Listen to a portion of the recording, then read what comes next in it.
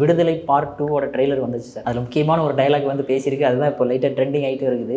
அதாவது நான் தண்டவாளத்தில் தலை வச்சு படுத்ததுனால தான் நீ வந்து இப்போ படித்து முன்னேறி இருக்க அப்படின்ற மாதிரி டைலாக் வருது. அந்த டைலாக் யாரை பற்றி எதுக்காக அப்படி சொல்லப்பட்டிருக்கு? கலைஞர் அவர்கள் தண்டவாளத்தில் தலை வச்சு படுத்தாரு, டால்மியா ப்ரௌன் பேர் மாற்றணும் அப்படின்னு ஒரு விஷயத்திற்காக அவர் படுத்தாருன்னு சொல்லிட்டு தான் அரசியல் வரலாறு. அதை வந்து என்ன சொல்கிறாங்கன்னா, அதை வெற்றிமாறன் எடுத்து இன்றைக்கு காட்சிப்படுத்தியிருப்பது உச்சபட்ச முட்டாள்தனம். நீங்கள் தண்டவாளத்தில் தலை வச்சு படுத்த விஷயத்தை நீங்கள் காட்சிப்படுத்திருக்கலாம். ஆனால் இப்படி ஒரு வசனம் வச்சிங்கல்ல, தண்டவாளத்தில் நாங்கள் தலை வச்சு படுத்தனால தான் இன்றைக்கி படிச்சுட்டு கால் மேலே கால் போட்டு உட்காந்துருக்கேனாக்கா, அம்பேத்கரை விட அப்போ வந்து கலைஞர் பெரியாளா? இல்லை கலைஞர் எழுதின புத்தகத்தை தான் நீங்கள் பாடநூலாக வைக்கிறீங்களா? என்னது நச்சுக்கணும், வான்கோழி, வாலிபு விருந்து நிறைய புத்தகம்லாம் எழுதியிருக்காரு தெரியுமா? அதைத்தான் பாடநூலில் வைக்கிறீங்களா? இது என்ன ஒரு முட்டாள்தனமான ஒரு விஷயம் எனக்கு புரியல. நாஞ்சில் சம்பத் சொன்னதையே நான் சொல்லட்டுமா?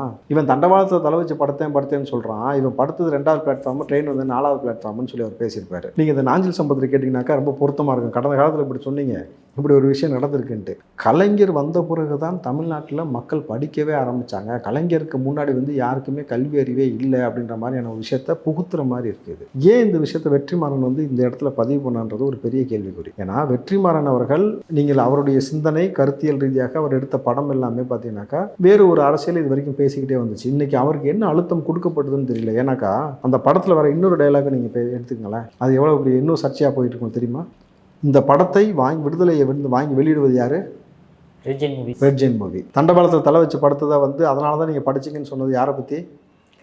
கலைஞரை பற்றி. வெற்றிமாறனுடைய தாத்தாவும் சரி, வெற்றிமாறனுடைய மாமாவும் சரி பார்த்தீங்கன்னாக்கா திமுகவுடைய எம்எல்ஏவாக இருந்திருக்கிறாங்க. பரம்பரையாகவே அவர் திமுக குடும்பம். அப்போ வெற்றிமாறன்ட்ட இப்படி ஒரு மாற்றத்தை இந்த சமூகம் எதிர்பார்க்கவே இல்லை.